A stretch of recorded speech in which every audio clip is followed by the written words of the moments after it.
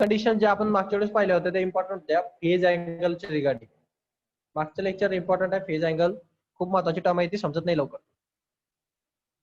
मी प्रयत्न केला सांगण्याचा. आता जर प्रॉब्लेम असेल तर तुम्ही नंतर परत एकदा पाहू. आता इकडे पहा.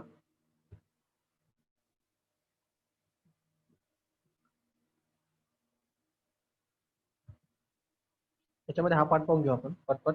न्यूमेरिकलला थोडंसं नंतरच सेशन करू, आज वेळ लागेल खूप.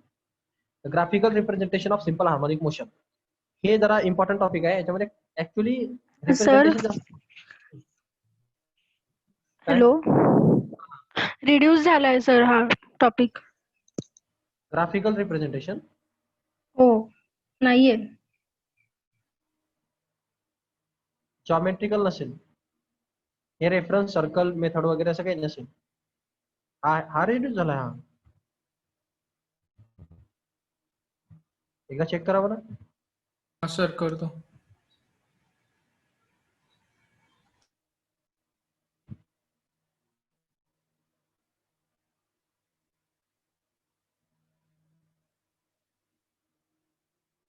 पेज नंबर पाहून चेक करा. पेज नंबर 1118 असा पेज नंबर आहे तो टॉपिक. हो सर 5.9 रिड्यूस झालाय.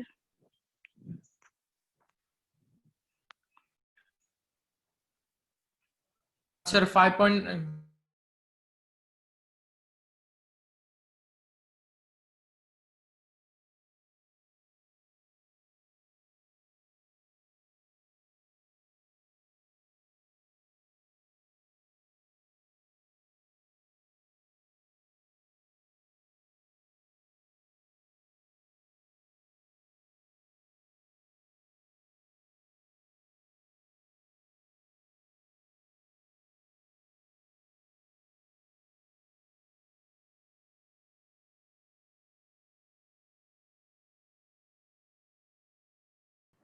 Very good.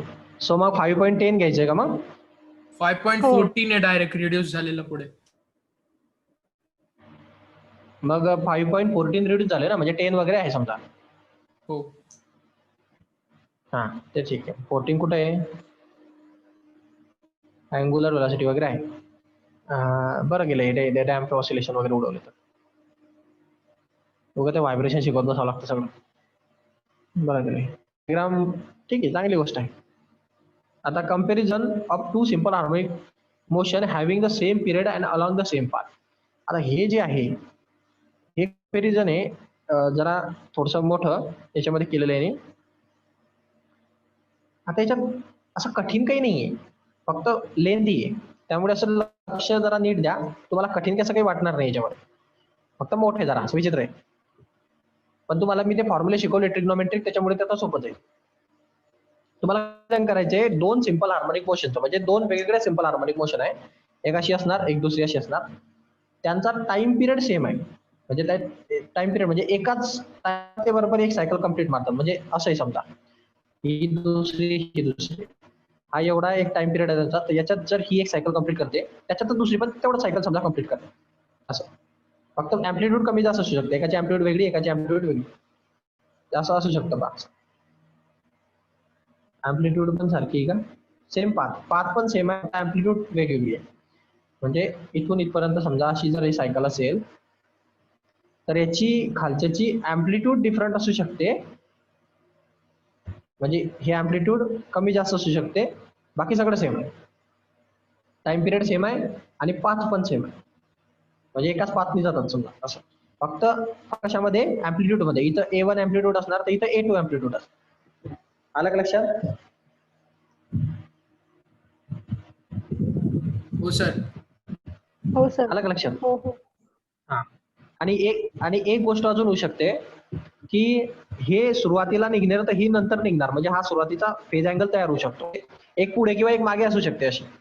पण टाइम पिरियड सेम आहे. सारख्या स्पीडने जाणार, सारखंच अंतर ट्रॅव्हल करणार, फक्त एक निघणार असं होऊ शकतं. म्हणजे तो फाय मध्ये फरक असू शकतो, फायचा आणि फाय वन याचा आणि फाय टू याचा. समजलं का? फेज डिफरन्स मध्ये फरक असू शकतो पुढे मागे इन्स्टंट ऑफ टाइमला. ओके. हो सर.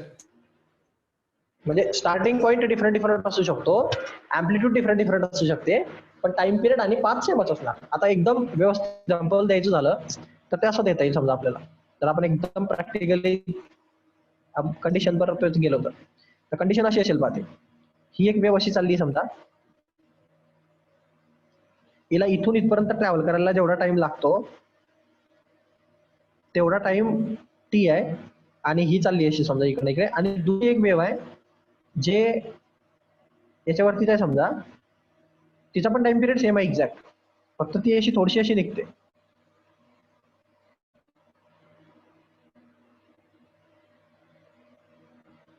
समजतंय का? आता हो. काय फरक पडला दोघांमध्ये? हे- आता काय बरं लिंक,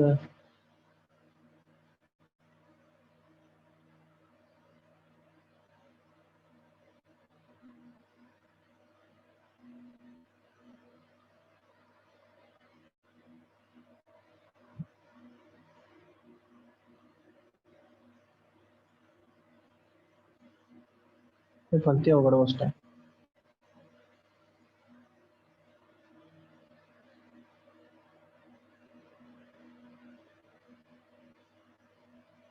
हे पीडीएफ पण हरवून जात माझ्याकडनं, एवढे मेसेज येतात ग्रुप वरती की ते बाबांच्या नावावर स्टोअर करावी लागली.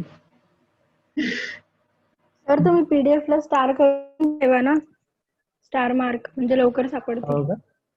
सर हा. मेसेज म्यूट, अच्छा, काय? मेसेजेस पण म्यूट करत, म्हणजे म्यूट करून ठेवा. अच्छा, काय राहू दे. ठीक, ते बाबा आहे ना, बाबांच्या याला काही मेसेज करत नाही मी, ते लगेच सापडते तुम्हाला, काही प्रश्न नाही. सो ही एक वेव होती आपली. या वेव मध्ये हिचा टाइम पिरियड किती असणार, समजा हा एवढा टाइम पिरियड पाहिजे इथपर्यंत, हा टाइम पिरियड पण तेवढाच आहे, म्हणजे दोघं टाइम पिरियड सेम आहेत, पण फरक काय पडला, याचा पाथ पण सेम आहे, सगळं सेम आहे, सगळं टाइम पिरियड वगैरे सगळं सेम आहे, यांची सुरुवात वेगवेगळी झाली पहा, एक डिफरंट झाली आहे, बरोबर? तर याची सुरुवात समजा 5 डिग्री पासून झाली असेल तर याची सुरुवात समजा 5 डिग्री जातो. याचा टाइम, याची अँप्लिट्यूड, आता याची अँप्लिट्यूड मध्ये फरक असू शकतो. आता मी दोघं सेमच काढले समजा, पण याची अँप्लिट्यूड A1 अशी छोटी मोठी असणार, याची अँप्लिट्यूड A2 कमी जास्त असू शकते. म्हणजे दोनच गोष्ट फक्त चेंज होऊ शकतात, एक तर त्याची सुरुवात आणि एक तर त्याची मॅक्झिमम अँप्लिट्यूड आणि मिनिमम अँप्लिट्यूड असं. आलं का लक्षात? म्हणजे समजा ही अशी वरती असेल तर ही अशी खाली असेल, बस फरक पडेल असा थोडा, अशा टाईपची केस आहे. अशा दोन वेव जेव्हा एकमेकांसोबत चालतात त्याचं कंपॅरिझन होतं, दॅट टाइम काय होतं, तर consider a particle subjected simultaneously to two simple harmonic motion having the same period along the same path, okay, on the x axis, but of the different amplitude and initial phases. म्हणजे different amplitude आणि initial phases, आता सांगितलं मी, amplitude असणार, initial phase वेगळा असेल, सुरुवात वेगळी असेल. The resultant displacement at any instant is equal to the vector sum of its displacement due to the simple harmonic motion at that instant. Okay, मग त्यांचं जे डिस्प्लेसमेंट असतं त्या दोघांची वेक्टर सम एवढी असते, दोघांचं कंबाईन इफेक्ट सांगतोय हा. आता दोघं वेव एकमेकांमध्ये मर्ज होऊन दोघांचा जो ऍक्च्युअल डिस्प्लेसमेंट निघतं ते त्यांच्या दोघांच्या डिस्प्लेसमेंटच्या सम, वेक्टर सम एवढं असतं. म्हणजे पहा, दोघांचे डिस्प्लेसमेंट काढायचे सेपरेट सेपरेट. आता डिस्प्लेसमेंटचं इक्वेशन आपण मागेच पाहिलंय, हे पहिल्या वेवचं डिस्प्लेसमेंटचं इक्वेशन आहे, x is equal to a sin of omega t plus 5. डिस्प्लेसमेंटचं इक्वेशन आहे ना ते, x is equal to a sin of omega t plus 5. आता ही पहिली वेव आहे म्हणून x डिस्प्लेसमेंट a1 5 समजलं? हो. हे दुसरी वेव आहे म्हणून त्या दुसरीचं x2 a2 sin of omega t plus 5 पर्यंत समजलं प्रत्येकाला? फर्स्ट वेव, सेकंड वेव चे डिस्प्लेसमेंटचे फॉर्म्युले येते बेसिक, लक्षात ठेवा ते. ओके, मग आता मी तुम्हाला सांगितलं ह्या दोघांच्या डिस्प्लेसमेंटची जर आपण प्लस केली तर आपल्याला रिझल्टंट डिस्प्लेसमेंट म्हणजे कंबाईन इफेक्ट भेटेल. कंबाईन डिस्प्लेसमेंट म्हणजे दोघांचं मिळून डिस्प्लेसमेंट किती, काय करायचं, x1 प्लस x2 करायचं, म्हणजे हे डिवाइड बाय हे, म्हणजे हे प्लस आहे, म्हणजे राईट साइड पण प्लस होईल ना मग, बरोबर की नाही? सो राईट साइडची पण प्लस करा. So after adding two displacement x1 and x2 we will get annual displacement. So this is 1, this is x2. Okay, आपण दोघांना ऍड करतोय पा, हे x1 ची टर्म होती, ही x2 ची टर्म आहे. दोघांना ऍड करतोय. दोघांना ऍड केल्यानंतर आता तुम्हाला इथं हे असं वाटतं का तुम्हाला हा फॉर्म्युला पाहिलेला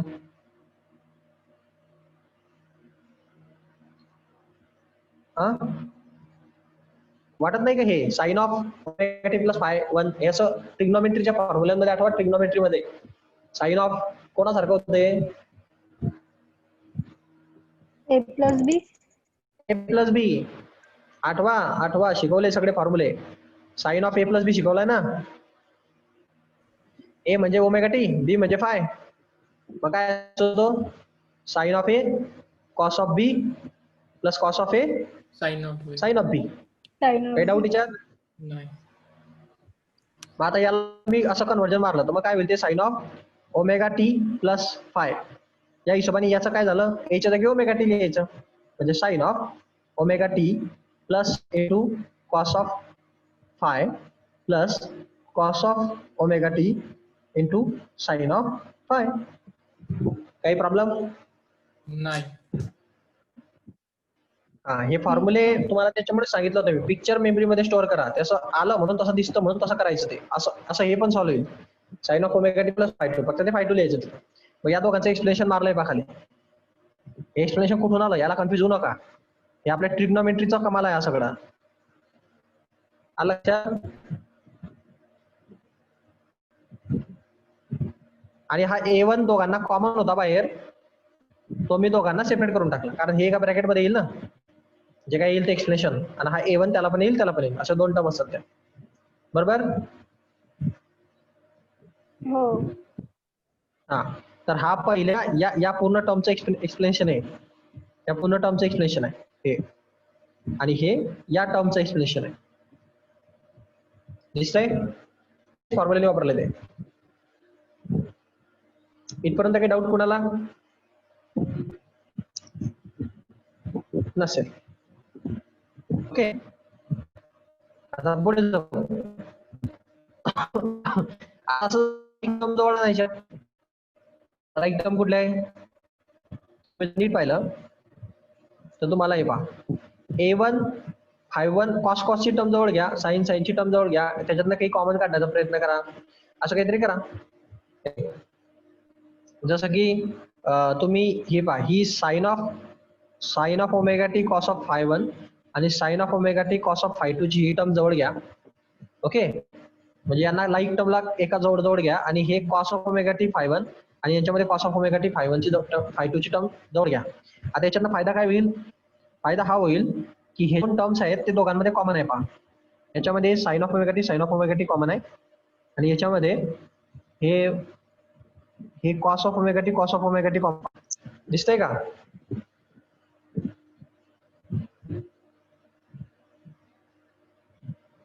दिसतंय का. हॅलो हो सर. हो सर.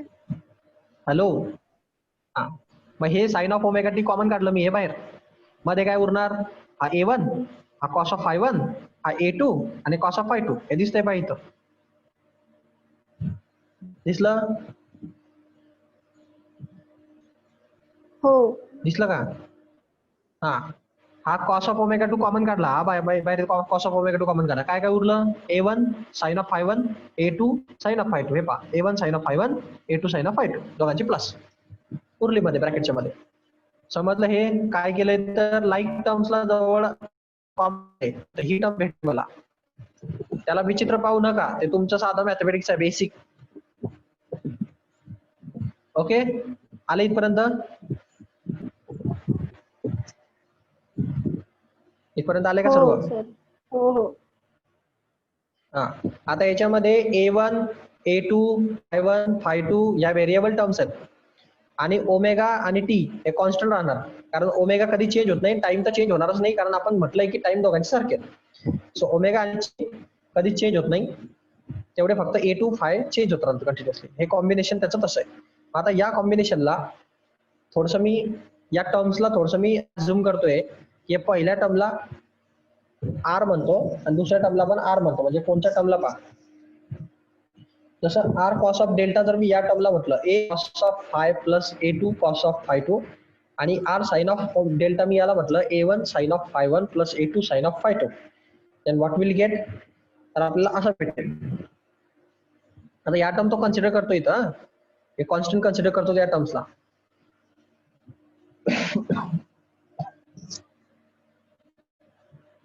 ही टर्मला तो एक कन्सिडर करणार आणि ही टर्मला एक तो कन्सिडर करणार. आता काय काय कन्सिडर केलं त्यांनी पहा, हे राहू द्या बाजूला. ही जी टर्म होती पाहिला, हे A1 phi1 A1 cos of phi1 plus A2 cos of phi2 हे इथं आहे पहा. दिसतंय का, A1 cos of phi1 plus A2 cos of phi2. याला त्यांनी काय कन्सिडर केलं, R cos of डेल्टा. समजलं, कन्सिडर केलं त्यांनी ते, या टर्मला R cos of डेल्टा म्हणून घेतलं. ओके. आणि समजा ही टर्म होती ती खालची, या टर्मला मी काय कन्सिडर केलं, R साइन ऑफ डेल्टा, कारण ते साइन होतं म्हणून साइन डेल्टा, कॉस होतं म्हणून कॉस डेल्टा. ओके.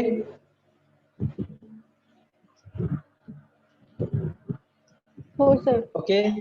हा, तर आता मी ते जर माझ्या फॉर्म्युल्यामध्ये टाकलं तुम्हाला काय भेटेल, तुम्हाला भेटेल, आता नीट पहा, मी आर डेल्टा या पूर्ण टर्मला म्हटलंय, आर साइन ऑफ डेल्टा या पूर्ण टर्मला म्हटलं, मी हे वरती टाकतो आता त्या वरच्या फॉर्म्युल्यामध्ये, त्या ठिकाणी. आता हे कॉस वालं आर कॉस ऑफ डेल्टा होतं, नीट लक्ष द्या.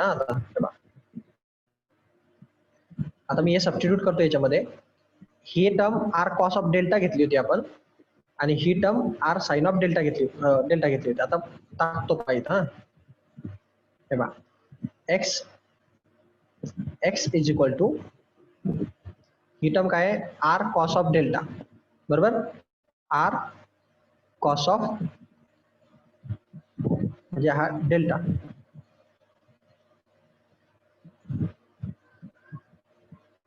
ओके. आणि हा पुढचा जो उरलेला होता तो काय होता, तो हा इथला sine of omega t plus ही टर्म काय घेतली होती आपण, आर साइन ऑफ डेल्टा, आणि हे काय उरलेलं होतं पुढे, कॉस ऑफ ओमेगा टी. समजलं का,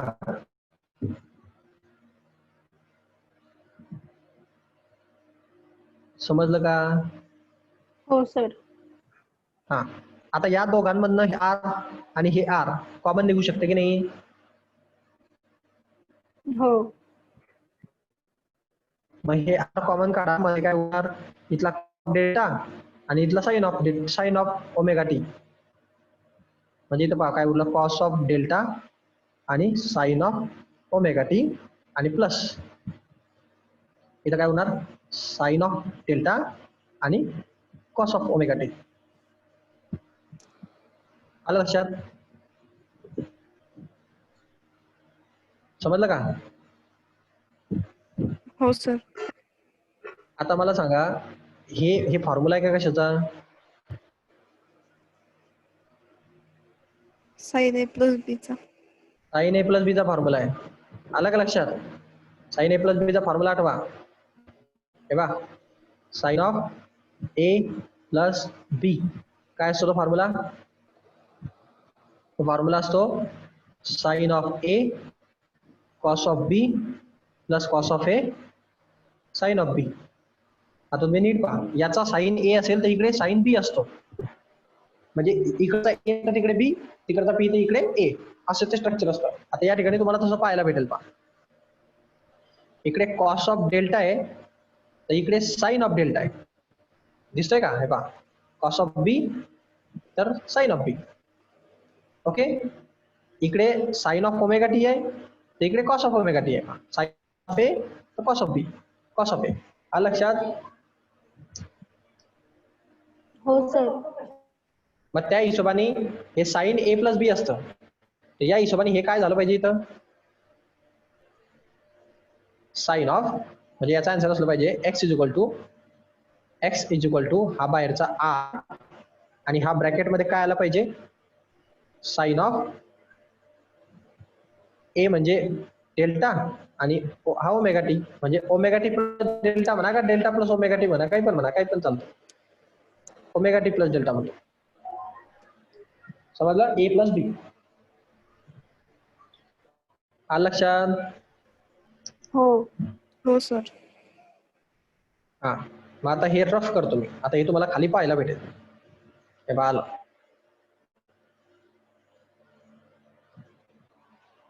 ओके.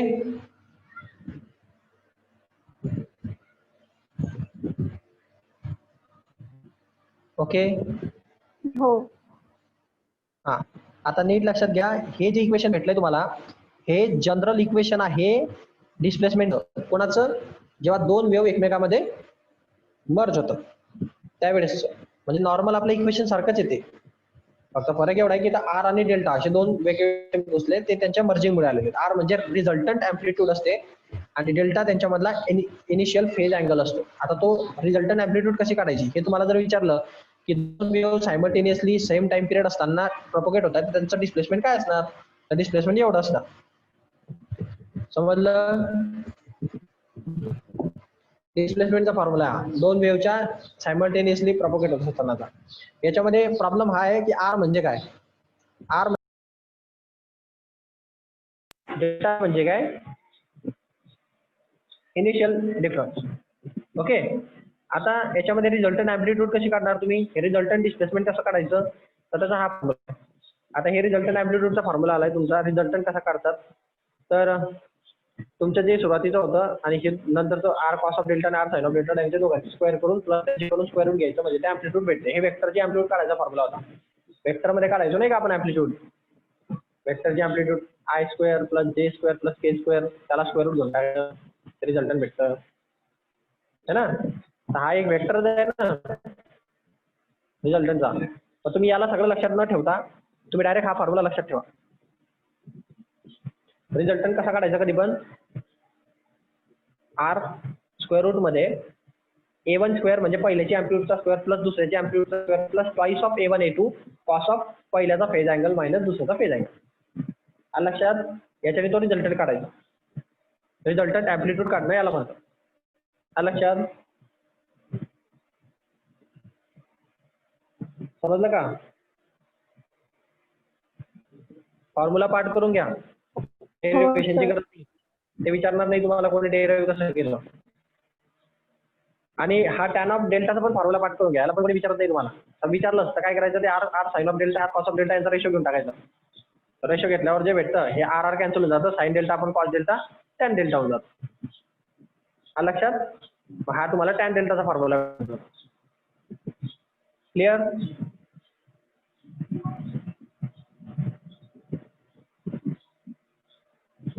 क्लिअर. हो सर. डेरिव्हेशन कोणी विचारत नाही म्हणून जास्त लक्ष देत नाही. तुला चुकून विचारलं ते आर साइन ऑफ डेल्टा आणि आर कॉस ऑफ डेल्टा तुम्ही कन्सिडरेशन केल्यावर आर साइन ऑफ डेल्टा तुम्ही याला कन्सिडर केलं होतं याला, आणि आर कॉस ऑफ डेल्टा याला कन्सिडर केलं होतं. या दोघांचा तुम्ही रेशो घ्या.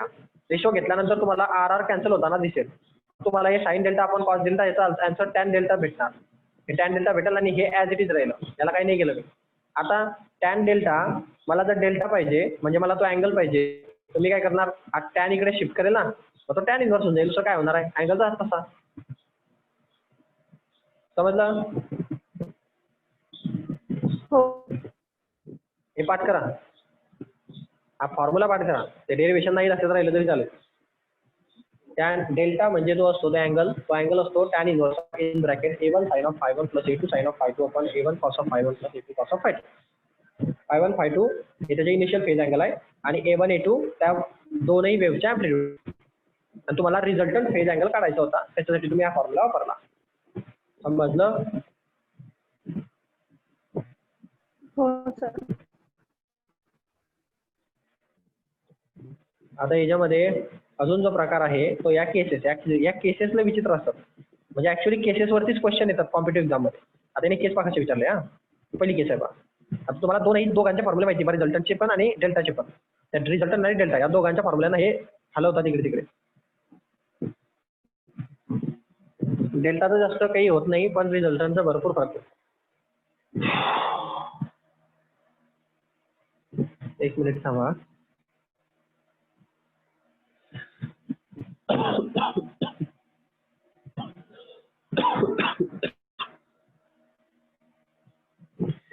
To simple harmonic motion. आवाज येतोय का? आवाज येतोय का? हो हॅलो. येतोय. हा, थोडा मी निघाला चालेल ना? हो सर. हा, घसा दुखतोय मला, मी सकाळचे लेक्चर घेतोय. So if two simple harmonic motion are in the phase, जर दोन सिम्पल हार्मोनिक मोशन एकाच फेज मध्ये असतील, एकाच फेज मध्ये असणं म्हणजे नेमकं काय? म्हणजे सारखेच चालू झाले असतील. म्हणजे आपण पहिली वेव्ह आणि दुसरी वेव्ह, म्हणजे समजा एक एक्स ऍक्सिस आहे, हे इथून सुरू झाली समजा पहिली वेव्ह, आणि दुसरी वेव्ह पण इथूनच सुरू होणार. ऍम्प्लिट्यूड भलेही वेगळी असो पण सारखीच चालणार ते. आलं का लक्षात? स्टार्टिंग पॉईंट एकच आहे, सेम स्टार्ट. याला म्हणतात इन फेज. असं कोणी म्हटलं तुम्हाला दोन SHM आहे ते इन फेज आहे म्हणजे काय, दोघांची स्टार्टिंग एकच आहे.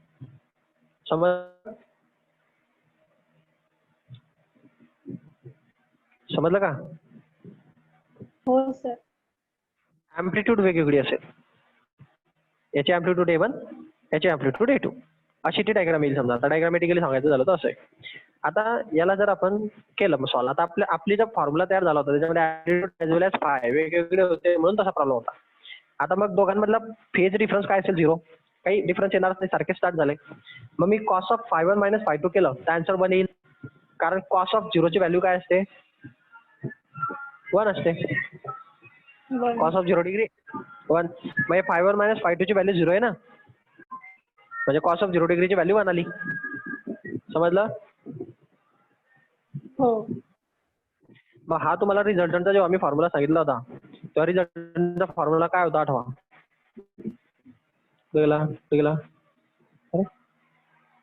काय? हा, हे बघा, मी जर तुम्हाला रिझल्टंट काढायला सांगितलं या केसमध्ये, जर मी म्हटलं तुम्हाला SHM इन फेज आहे, कसे आहे? In phase. इन फेजचा अर्थ काय?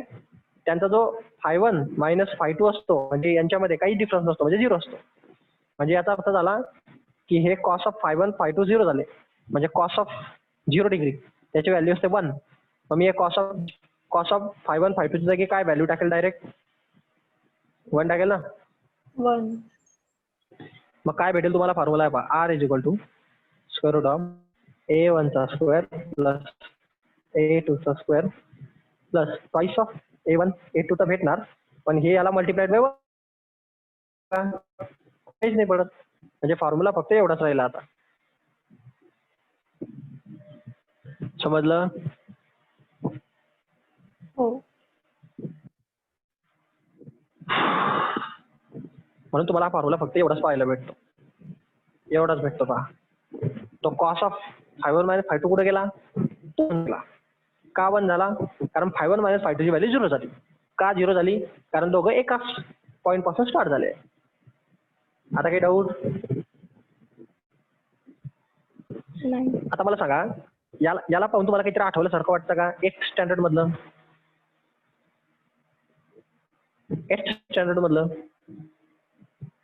काही कोणता फॉर्म्युला? हो सर, A+B चा होल स्क्वेअर.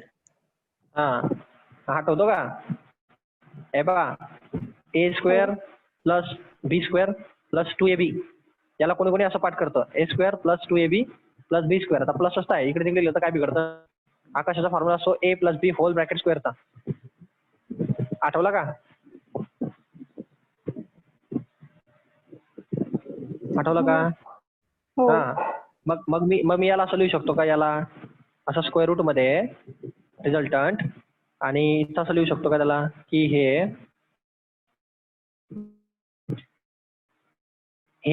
A चा होल ब्रॅकेट स्क्वेअर आहे, तो लिहू शकतो ना? हो. आणि हे स्क्वेअर रूट कॅन्सल, मग आन्सर काय भेटणार? रिझल्टंट हा आयदर प्लस किंवा मायनस. स्क्वेअर रूट जेव्हा घेतो आपण तेव्हा प्लस मायनस होतात होते, म्हणजे एकदा तो plus minus A1 by A2, either तो प्लस असू शकतो किंवा मायनस असू शकतो. त्याचं कारण असं आहे की वेव्ह वरती पण जाते तेव्हा प्लस असते, आणि वेव्ह खाली येते तेव्हा निगेटिव्ह असते. वरती प्लस असते, खाली निगेटिव्ह असते. दोघांकडे ॲम्प्लिट्यूड असते. ती A1 ॲम्प्लिट्यूड आहे, ती प्लस ॲम्प्लिट्यूड आहे, आणि खाली पण A1 ॲम्प्लिट्यूड आहे, पण ती मायनस ॲम्प्लिट्यूड आहे. समजलं? म्हणून प्लस मायनस आहे. समजलं इथपर्यंत? हो सर. आता विषय असा आहे बाळांनो की तुम्हाला रिझल्टंटची व्हॅल्यू पाहिजे एवढी छोटीशी वेळ. आता याच्यात पण कोणी कॉम्पिटेटिव्ह एक्झाम मध्ये कोणी याच्यात पण गडबड करते की दोनही ज्या वेव्ह होत्या त्या सारख्याच अँप्लिट्यूडच्या होत्या. म्हणजे त्याचं असं म्हणणं बा की हे वेव्ह आहे, ही पहिली वेव्ह होती समजा आणि दुसरी वेव्ह तिथूनच स्टार्ट झाली आणि तेवढ्याच अँप्लिट्यूडची सुद्धा आहे. म्हणजे ती एकदम ओव्हरलॅप होईल की नाही. म्हणजे स्टार्ट पण तिथूनच झाली. म्हणजे φ1 मायनस φ2 ची व्हॅल्यू पण झिरोच असेल. म्हणजे ते फक्त फॉर्म्युला तर तेवढाच आला A1 प्लस A2 पर्यंत. आणि तो म्हणतो याची A1 जेवढी आहे तेवढीच A2 पण असणार. म्हणजे दोघं एकमेकावर एक्झॅक्ट ओव्हरलॅप होत आहे. अशी केस समजलं का. या केसमध्ये फॉर्म्युला काय येईल मग. या केसमध्ये फॉर्म्युला येईल A1 आणि A2 दोन्ही इक्वल होऊन जातील. दोघांचे अँप्लिट्यूड सेम. मग हे जे फक्त इनिशियल स्टार्टिंग पॉईंट सारखा असल्यामुळे आलेला फॉर्म्युला होता याच्यामध्ये A1 A2 या दोघांच्या व्हॅल्यू इक्वल होऊन जातील जर ते एकमेकावर ओव्हरलॅप झाले. मग जर असं असेल की A1 हे इज इक्वल टू A2 आहे म्हणजे एक्झॅक्ट ओव्हरलॅप होतात त्यावेळेच्या केसमध्ये A1 प्लस A2 लिहिण्याच्या ऐवजी मी A1 प्लस A1 लाच लिहिलं तर काय बिघडेल. चालेल ना असं A1 प्लस A. किंवा मी या दोघांना एक वेगळा व्हेरिएबल कन्सिडर करतो त्याचं नाव आहे A. तर मी दोघांना AA लिहू शकतो कारण दोघं इक्वल आहे तर तिसरा एक व्हेरिएबल मी कन्सिडर केला तिघांना इक्वल. तर मग माझा रिझल्टंट काय भेटेल मला A प्लस A 2A. किंवा मी 2A1 लिहू शकतो किंवा 2A2 लिहू शकतो किंवा 2A सारखंच तर आहे. नाही समजलं. समजलं सर. कडे नीट लक्षात द्या. प्रॅक्टिकल केसेस आहे या न्यूमेरिकल आहेत. विचारले जातात एक्झाम्पल. त्यानंतरची केस पहा. If two simple harmonic question are in 90 degree out of phase. म्हणजे फाय डिफरन्स कितीचा आहे 90चा. म्हणजे प्रॅक्टिकली कशी दिसेल आहे प्रॅक्टिकली ती अशी दिसेल. ही अशी आपली एक्स ऍक्सिस आहे. पहिली वेव्ह समजा अशी सुरू झाली आहे आणि दुसरी वेव्ह अशी अर्ध्यातून सुरू झाली तिच्या बरोबर. समजलं का. नीट पाहता दोघांच्या स्टार्टिंग पॉइंट मध्ये बरोबर 90 डिग्रीचा फरक आहे. हे अर्धा 90 डिग्रीचा असतो सांगितलं होतं बा मी तुम्हाला. अर्धा 90 हे इथं 180 इथं 270 इथं हाफ 90 डिग्रीचा असतो. म्हणजे हा कितीचा गॅप आहे हा 90 डिग्रीचा गॅप आहे ना.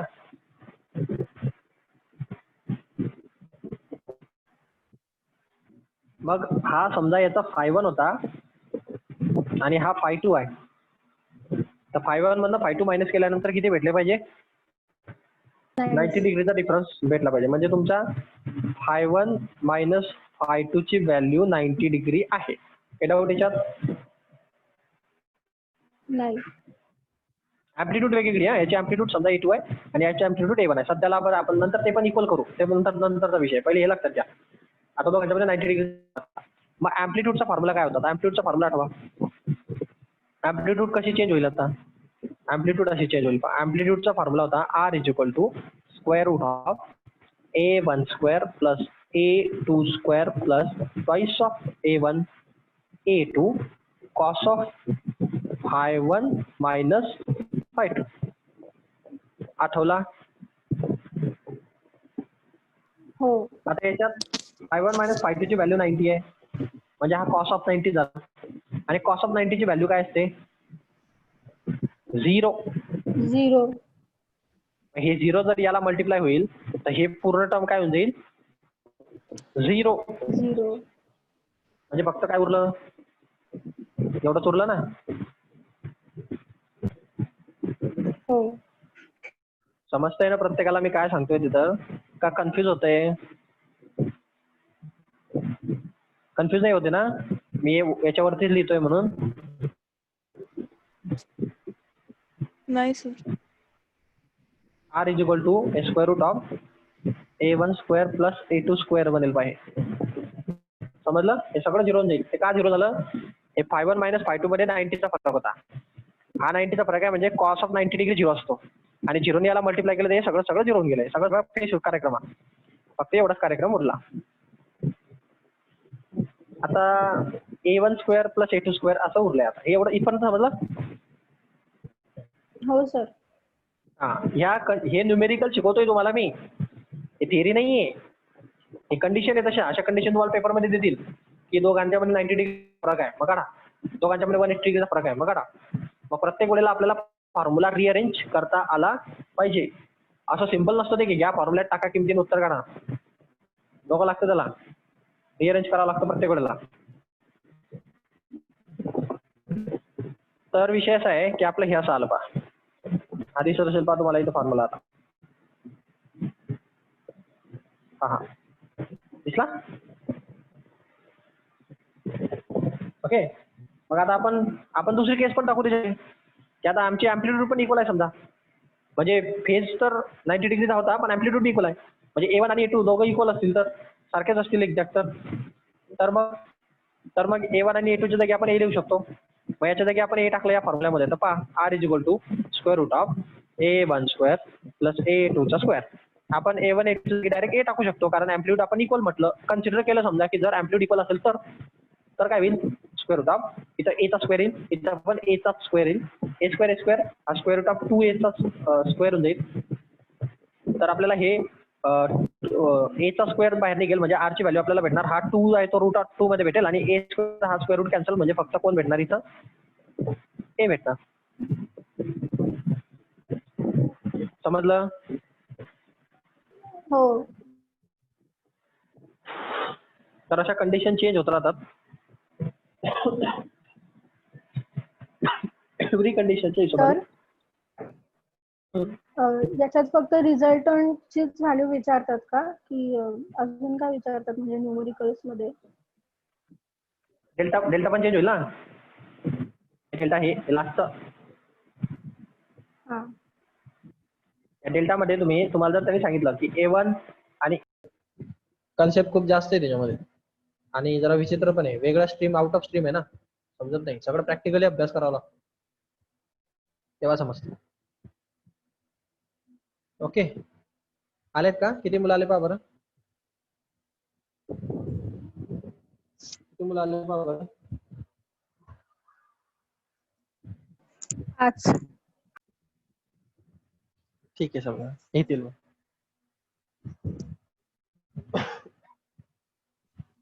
आता हे लास्ट केस पहा, third case. He third case, if the two simple harmonic motions are 180 degree out of phase. म्हणजे याचा अर्थ ह्या कशा दिसतील? दिसायला कशा दिसतील? या अशा दिसतील. असं एक्स ऍक्सिस आहे. ही पहिली वेव आहे सपोज.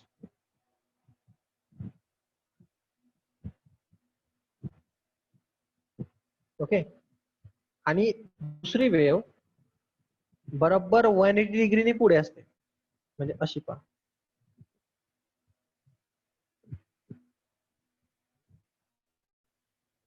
समजलं का? गॅप स्टार्टिंग पॉइंट मध्ये कितीचा आहे? 180. समजलं ना? आणि याची अँप्लिट्यूड पण वेगळी आहे सध्याला. मी अँप्लिट्यूड पण आता यावेळेस वेगळी काढली पहा. याची अँप्लिट्यूड A1, याची अँप्लिट्यूड A2. ते सारखी असेल तर मग ते सारख्या लेवलला दिसतील. म्हणजे हे या लेवलला दिसतील मग दोघं. ही पहा ही उंच आहे, ही खाली आहे, ही वरती आहे. असं लेवल पण सारखे आले असतील तर दोघं सारख्या राहिले असतील. अशी ती केस आहे. ही केस समजली? हो. केस समजली का? हा. आता पुढे पहा. आता जर हा 180 डिग्रीचा अँगल येईल म्हणजे याचा अर्थ φ1 मायनस φ2 ची व्हॅल्यू 180 डिग्री आहे. याचा अर्थ हे पुढे रिझल्टंट म्हणजे कॉस ऑफ φ1 मायनस φ2 लागणार आहे ना. याची व्हॅल्यू काय येणार आहे? Cos of 180. आणि कॉस ऑफ 180 काय असतो? कॉस ऑफ 180 काय असतो? नाही माहिती?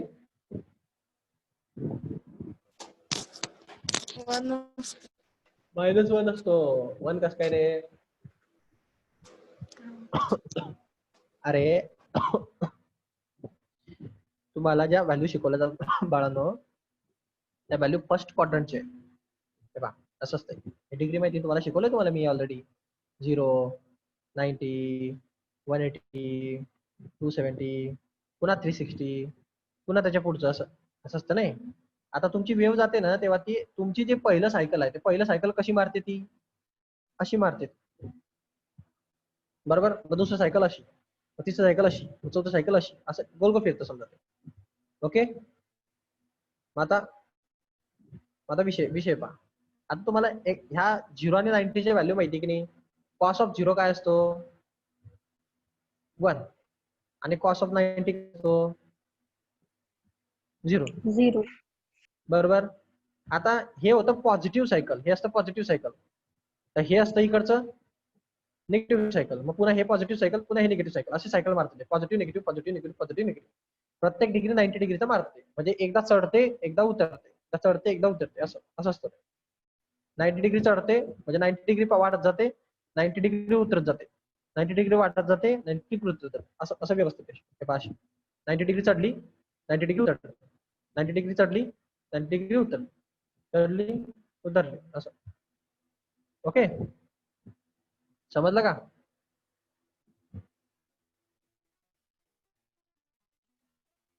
समजलं का? हो सर. हो. हा, मग फरक फक्त एवढं असतो की हे फर्स्ट क्वाड्रंट हा पॉझिटिव्ह कडेच वाढतो, तर हा सेकंड क्वाड्रंट म्हणजे हे फर्स्ट क्वाड्रंट असं येऊन जातं समजा पूर्ण, तर हा सेकंड क्वाड्रंट हा निगेटिव्ह कडे वाढतो, असं येतं. म्हणजे इतर पॉझिटिव्ह 1 आहे तर याच्या एक्झॅक्ट ऑपोजिटला म्हणजे पूर्ण सायकल कंप्लीट मारल्यानंतर, आता ही सायनोसायडल वेव्ह थोडी, ही कोणची वेव्ह आहे कॉस वेव्ह आहे. आता इथं माझं ऍझम्पशन चुकलं नाही, ही कॉस वेव्ह इथून चालू होते का नाही, ते इथून चालू होते. सांगितलं होतं ना तुम्हाला मी 90 डिग्री पासून चालू होते पाहती अशी. हो. हॅलो. हा, आता नीट लक्षात घ्या, ते 0 डिग्रीला म्हणजे जिथून ते स्टार्ट होते तिथं 1 असतो पहा, दिसतो ना सर्वात मॅक्झिमम व्हॅल्यू, हा लक्षात. मग हे त्याने पहिले 90 क्रॉस केले म्हणजे तो इथं आला, बरोबर. आणि हे त्याने दुसरे 90 क्रॉस केले म्हणजे तो इथं आला की नाही, इथं आला ना हो. दुसरे 90.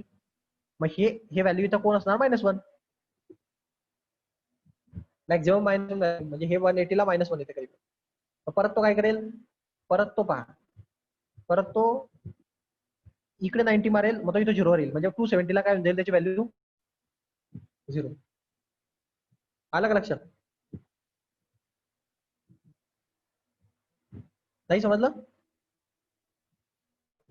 समजलं सर. आणि मग पुन्हा पहा, पुन्हा तो हे 90 मारेल म्हणजे तो इथून आता इथं आला, या ठिकाणी आला, या ठिकाणी परत तो झाला 1, म्हणजे इथं परत 1 आला पहा, 1 ला आला, तर 1 ला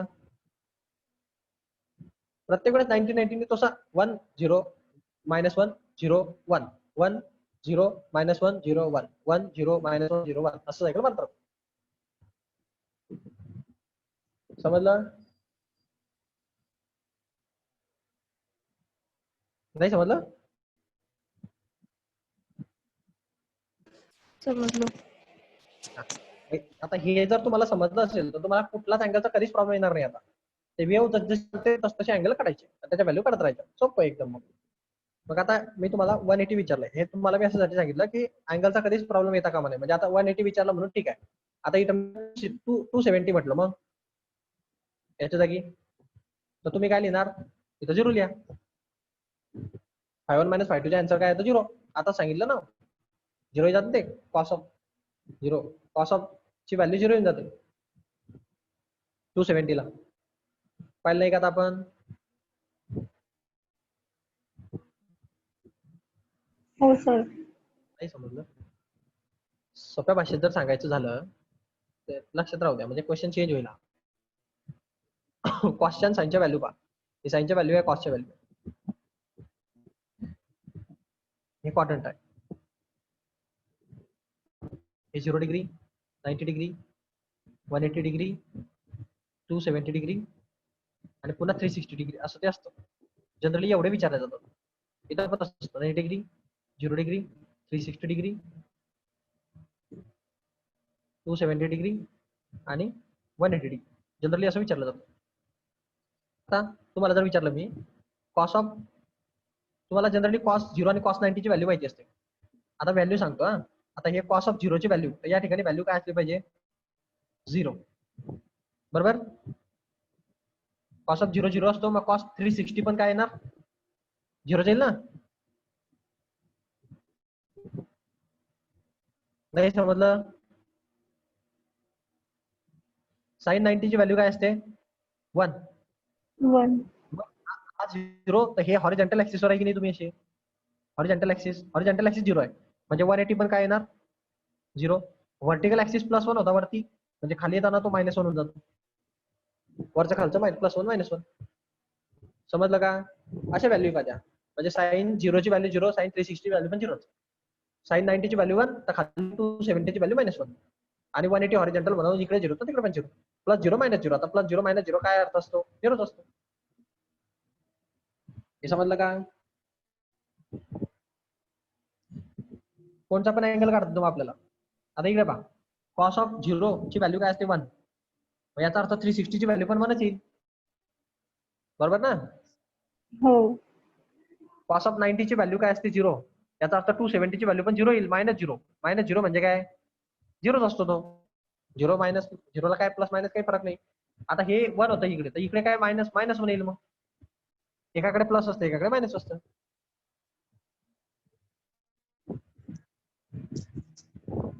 आता समजलं? हो सर. आता 270 जरी विचारला, 360 जरी विचारला, 180 विचारला, 90 विचारला, 0 विचारला, सगळ्याचे कॉस्टच्या व्हॅल्यू, साईनच्या व्हॅल्यू काढता आल्या पाहिजे. ठीक आहे.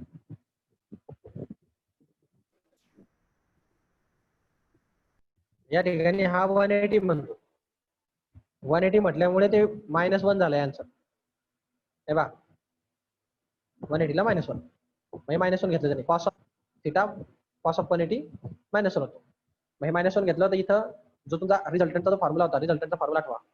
रिझल्टंटचा फॉर्म्युला होता, resultant is equal to square root of a1 square plus a2 square plus twice of a1 a2 into cos of phi1 minus phi2 होता. आता पहा, याने सांगितलंय दोघांच्या मध्ये 180 चा गॅप होता, म्हणजे इथं कॉस ऑफ 180 येणार. कॉस ऑफ 180 ची व्हॅल्यू काय? ते -1. -1 नी याला मल्टिप्लाय केलं तर हे फक्त साइन चेंज होईल, बरोबर की नाही? हो. दिसतंय पाहिजे, साइन चेंज झालेलं दिसतंय की नाही? हो. ओके. आता याला पाहिल्यावर तुम्हाला 8 मधला काही फॉर्म्युला आठवतो का? हो. a - b चा होल स्क्वेअर. तो a square plus b square minus 2ab असा फॉर्म्युला असतो पहा. कोणाचा असतो? a मायनस b ब्रॅकेटचा स्क्वेअरचा. सो मी असं लिहू शकतो इथं की resultant is equal to square root of a1 minus a2 whole bracket square. Here square square cancel, काय भेटेल तुम्हाला? Resultant is equal to a1 minus a2. Okay. हो.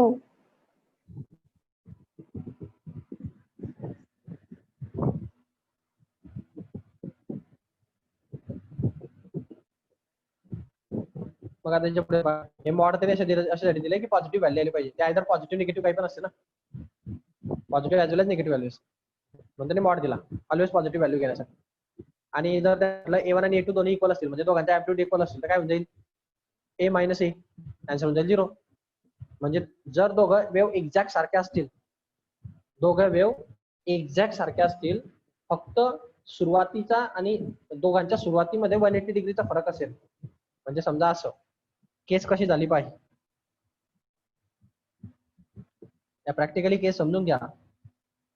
असं आहे, एक वेव्ह अशी चालली आहे आणि तिचं जे हे पॉइंट आहे, समजा हे एक्स्ट्रीम पॉइंट, एक एक्स्ट्रीम पॉइंट असे याच्यामध्ये बिटवीन आहे अशी, आणि दुसरी वेव्ह आहे ही अशी चालते पहा. ओके, दोघांच्या मध्ये बरोबर 180 चा गॅप आहे पहा. पण एक गोष्ट आहे की दोघांचे ॲम्प्लिट्यूड एक्झॅक्ट सेम आहे की नाही? सेम.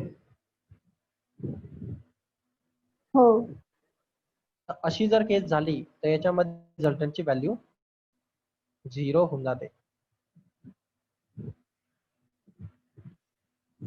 ओके.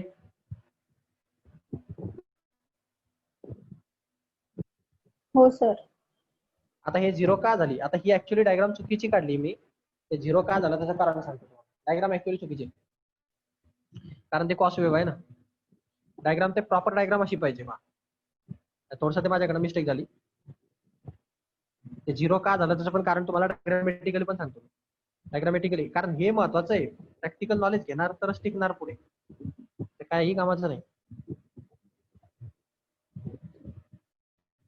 कारण कॉम्पिटेटिव्ह एक्झाम तुम्हाला याच्यावरच प्रश्न विचारते. ही अशी पहिली वेव्ह होती समजा. आता ही साइन वेव्ह काढली मी.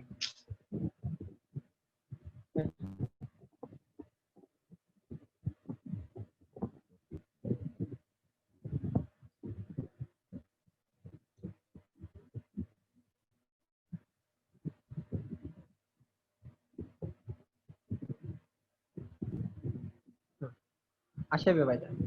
कॉस वेव्ह आहेत. कॉस. ओके. तर ही पहिली वेव्ह होती आणि याच्या एक्झॅक्ट 180 नंतर म्हणजे ती कुठून स्टार्ट होते पहा. दुसरी वेव्ह बरोबर 180 म्हणजे हे 90, हे इथपर्यंतचे 90 आणि इथून इथपर्यंतचे 90 म्हणजे ते इथं. म्हणजे दुसरी वेव्ह स्टार्ट होताना इथनं स्टार्ट होते पहा.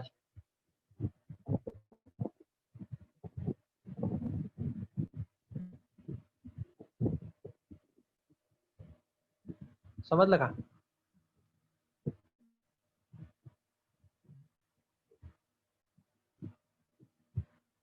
हॅलो. किंवा हा पॉइंट हो. इथं घेण्याची, ही वेव्ह तुम्ही इथं दाखवण्याच्या ऐवजी तुम्ही हेच वेव्हला थोडंसं इकडच्या पॉइंटवर सरकवा, म्हणजे तुम्हाला ते 0 का झालं ते समजेल. फक्त मी त्याची पोझिशन डिस्प्लेस करतोय. अँगल तेवढाच आहे दोघांच्या मध्ये, स्टार्टिंग पॉइंट. फक्त मी तुम्हाला समजण्यासाठी सांगतोय. ही 90 पासून सुरू झाली म्हणजे इथून सुरू झाली की नाही, या वेव्हला थोडंसं इकडे सरकवतो म्हणजे इथून समजा आहे ना. हे वरचे प्लस 90 आहे, हे खालचे 90 आहे. म्हणजे upper maximum, positive maximum, negative maximum असा फरक आहे. 180 चा फरक आहे बरोबर. ही वेव्ह अशी स्टार्ट होते पाच. आलं का लक्षात? आता काय होतंय पहा, तुम्ही बरोबर वरच्या सायकलची अँप्लिट्यूड आणि खालच्या सायकलची अँप्लिट्यूड एकमेकाला एक्झॅक्ट क्रॉस करून टाकते. जर हा पॉझिटिव्ह ए असेल तर तेवढाच निगेटिव्ह ए सुद्धा आहे. समजलं का? हो. म्हणजे सायकल बॅलन्स झालं की नाही? जेवढं वरती खाली नेलं म्हणजे टोटल इम्पॅक्ट काय? नल. Total impact null, 0. तसं या पुढच्याचं पण आहे. त्या वरच्याने त्याला वरती ढकललं, पॉझिटिव्ह ढकललं म्हणजे वरती नेण्याचा प्रयत्न केला, पण तेवढीच पॉवर खालच्याने पण लावली की नाही? हो सर. मग टोटल इम्पॅक्ट नल. 0. म्हणजे रिझल्टंट 0 भेटतो. समजलं? हो. आता याच्यापेक्षा डीप मध्ये आणि याच्यापेक्षा चांगलं मला तरी शिकवता येत नाही. मला जेवढं माहिती तेवढं मी सगळं सांगितलं तुम्हाला. हा टॉपिक इम्पॉर्टंट होता न्यूमेरिकलच्या ऍस्पेक्टनी, म्हणून आपण त्याच्या बऱ्याच व्हरायटी ऑफ केसेसचा स्टडी केला. आजचं लेक्चर रिपीट मारा. इम्पॉर्टंट टॉपिक आहे. म्हणजे सर, न्यूमेरिकलच्या ऍस्पेक्टने, म्हणजे न्यूमेरिकलच्या विचार हे डेरिव्हेशन येतं का याच्यावर? करू शकतात, पण काही तेवढी गरज नाही. न्यूमेरिकल हा टॉपिक प्युअरली म्हणजे माझ्या मते तरी न्यूमेरिकल साठी सर्वात सुपेरियर टॉपिक आहे. आणि सेटर पण त्याचाच विचार करतो, पेपर सेटर. तर तुम्हाला याला न्यूमेरिकल साठी जनरली बनवलं. हे एनर्जी वगैरेचं पडतं असं, energy of particle performing simple harmonic motion वगैरे याची डेरिव्हेशन वगैरे करा. याचे पण स्पेशल केसेस वगैरे करा. ठीक आहे, समजा ते ठीक आहे. सिंपल पेंडुलम वगैरे तर ठीक आहे, पण जनरली डेरिव्हेशन करा तुम्ही, असं काही करू नका असं नाहीये. कारण ते तुम्हाला विचारू शकतात की लिनियर कॉम्बिनेशन, दोन वेव्हचं कंपोजिशन कसं असतं, त्याचं डिस्प्लेसमेंटचं इक्वेशन. पण मग कुठपर्यंत करा? डिस्प्लेसमेंटच्या इक्वेशन पर्यंतच करा फक्त.